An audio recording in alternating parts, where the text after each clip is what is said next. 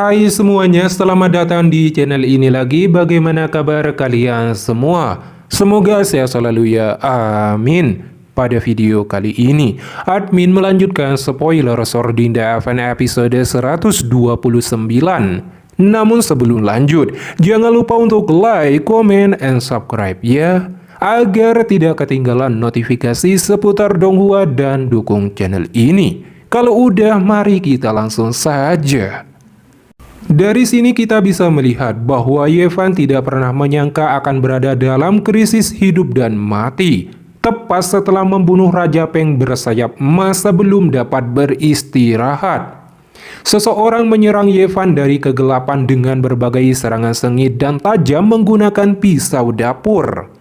Jika bukan karena tubuh Yevan yang kuat dan kewaspadaan tinggi yang dia pelajari dari keterampilan pembunuh pengadilan surgawi di Gunung Abadi, dia pasti sudah terbunuh di tempat. Para pembunuh yang menyerang Yevan adalah organisasi dunia manusia, sebuah dinasti pembunuh kuno. Mereka dikenal karena kemampuan mereka untuk bersembunyi di antara kerumunan, sehingga tidak terdeteksi. Serangan mereka begitu bersih dan efektif, sehingga bahkan Honly Lord pun tak luput dari kematian mereka. Tetapi Yevan dengan cepat menemukan para pembunuh organisasi dunia manusia, seorang wanita berjas putih. Meskipun para pembunuh organisasi dunia manusia sangat kuat, Yevan memiliki banyak kartu tersembunyi, seperti jurus teratai kehancuran dan senjata pedang emas. Terlebih lagi, dia telah menguasai teknik pembunuhan suci pengadilan surgawi.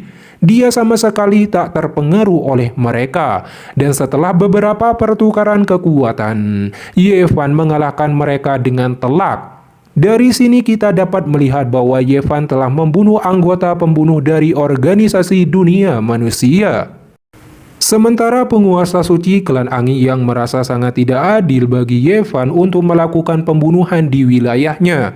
Jadi dia langsung memberi Yevan obat ajaib penyelamat jiwa dan mengundang tabib Wang untuk membantu Yevan dan melihat apakah dia dapat membantunya memperbaiki bekas luka di jalan Dao Agungnya. Namun, begitu tabib Wang merasakan denyut nadi Yevan, dia terkejut menyadari bahwa bekas luka di jalan Dao Yevan telah sembuh sepenuhnya. Namun, tabib ilahi Wang tidak mengungkap kebenaran ini pada Yevan dan semua orang. Sebaliknya, dia membantu melindunginya. Ini karena Raja Jiang telah berjasa kepada leluhur tabib ilahi Wang.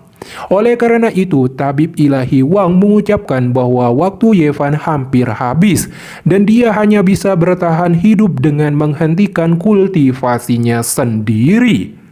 Tabib ilahi Wang kemudian membawa Yevan pergi di depan umum, membantunya melarikan diri dari masalah yang lebih besar. Kemudian tabib ilahi Wang juga mengumumkan bahwa Yevan telah menghentikan kultivasinya sendiri dan dapat menggunakan kekuatan 4 alam ekstrim, tetapi dia hanya dapat menggunakan 10 kali. Mendengar ini, banyak orang sangat senang. Dari sini kita dapat melihat bahwa tabib ilahi Wang membawa Yevan pergi dan langsung menuju kediamannya. Namun ketika Yevan, Hai Huang dan yang lainnya tiba, mereka mendapati bahwa kediaman tabib ilahi Wang sebenarnya memancarkan energi naga yang merupakan aura tanah suci. Seperti yang diduga, tempat tinggal tabib ilahi Wang sebenarnya adalah reruntuhan tanah suci Taishuan dari 6.000 tahun yang lalu. Meskipun agak rusak, ya sebenarnya rusak. Energi naganya kuat yang dapat membantu tabib ilahi Wang membudidayakan tanaman herbal, sehingga dia dapat menetap di dekat tanah suci Taishuan. Keluarga bangsawan dari tanah suci utama juga mengirim orang-orang untuk mencari teknik kitab suci kultivasi tertinggi, terutama tanah suci yang berharga di reruntuhan tanah suci Taishuan. Karena Yevan dan Hai Huang telah datang ke sini, mereka tentu ingin menjelajahi reruntuhan Taishuan. Terlebih lagi, setiap malam tanah suci Taishuan dipenuhi suara tangisan yang sangat mengejutkan dan penampakan hantu tengkorak juga ada. Suasananya sungguh horor. Ye Fan, Hai Huang, dan rekan-rekannya menjelajahi reruntuhan suci Taishuan dan gagal menemukan kitab suci kultivasi tertinggi. Tetapi mereka menemukan sosok misterius dengan aura yang kuat, bahkan lebih tinggi dari Dewa Raja Jiang. Ye Fan dan rekan-rekannya sangat ketakutan sehingga mereka segera melarikan diri, merasakan keberadaannya. Tapi segera dihentikan oleh sosok misterius itu. Ye Fan langsung curiga bahwa itu adalah orang tua gila itu. Tetapi ketika dia mendekat, dia menemukan bahwa itu bukan orang tua gila yang sama, melainkan seorang pria yang lebih muda, pria paruh baya. Namun sosok misterius itu berkata memang Pak Tua gila, tapi dia tidak lagi segila dan setua dulu, melainkan tampak lebih muda. Ye Fan sangat gembira mendengar ini. Si tua gila itu telah bangkit kembali dengan dahsyat kali ini. Sejak kepergiannya yang terakhir kalinya, mengalami transformasi drastis baik fisik maupun mental.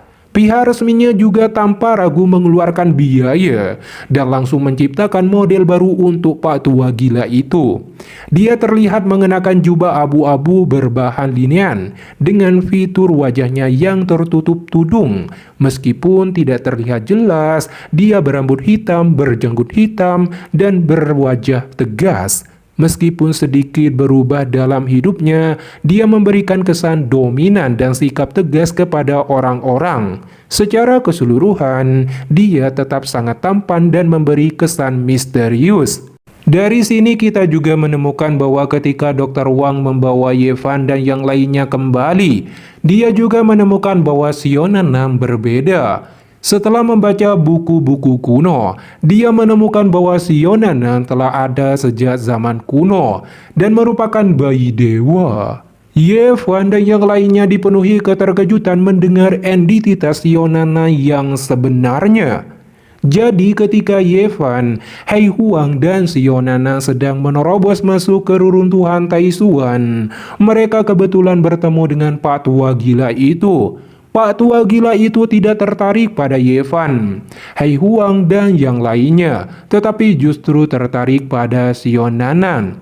Pak Tua gila itu langsung menangkap Sionanan dan membawanya ke ruang tanah suci. Kaisar Hitam khawatir orang tua gila itu akan merebut buah daun Sionanan.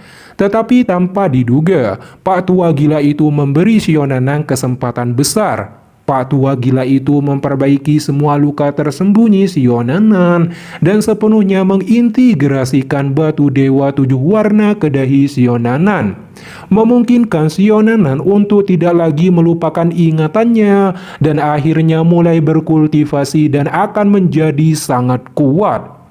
Dikarenakan Ye Fan dan rekan-rekannya menemukan ruang tanah suci dan tahu bahwa ruangan itu pasti berisi keterampilan kitab suci kultivasi tertinggi, tak seorang pun berani merebutnya karena Pak Tua gila itu. Namun Ye Fan mengetahui dari tabis suci Wang bahwa gerakan kaki orang tua gila itu sebenarnya merupakan evolusi dari rahasia Xing. Ketika tanah suci Taishuan memotong sebagian dari jilid dari teknik Gung Tian Ting, mereka tahu bahwa itu adalah rahasia Xing dan dengan demikian mengadaptasi gerakan kaki yang baru.